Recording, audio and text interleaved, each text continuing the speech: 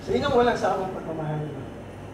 Kayo ang nagsilbing gabay at inspirasyon namin sa bawat akbat namin tinahat. Salamat sa walang sawang pag-aalaga sa aming magkakapatid. Mahirap maging magulang. Ano pa kaya naman mag-isa ka na lang.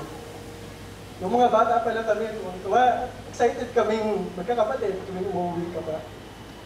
Salamat sa iyong mga sakripisyo. Ngayon, magkakaroon na din ako sa sariling pamilya.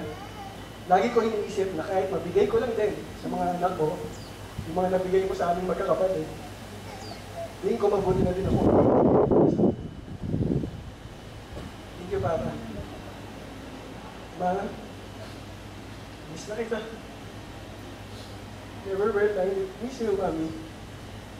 Alam ko, you have the best view dyan sa heaven. Salamat lagi sa iyong gabay. Maaga kang nagpaalam sa amin, Ma. Pero magiging mga sarili lang ako at ipagdadasal ko pa na sana nagtagay ka pa na kaunti.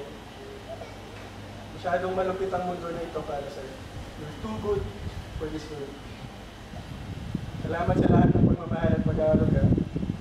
Ikaw ang aking tuwagan at inspirasyon sa pagiging mabuting asawa at ina sa inaarap. Sa aming mga bagong yugto bilang mag-asawa, dalangin namin na patuloy niyo po kaming gabayan pa at pagdasal. Patuloy namin ay magdadasal na maging mabuting ang aming buhay mag-asawa dahil sa magandang halimbawa sa inyong buhay.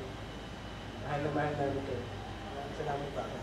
Thank you so much, Ma'am. Wala bang hot babies? Pwede bang palamukan pa natin ang father of course, his mom is in the heaven right now. Or yeah, can you stand in the middle?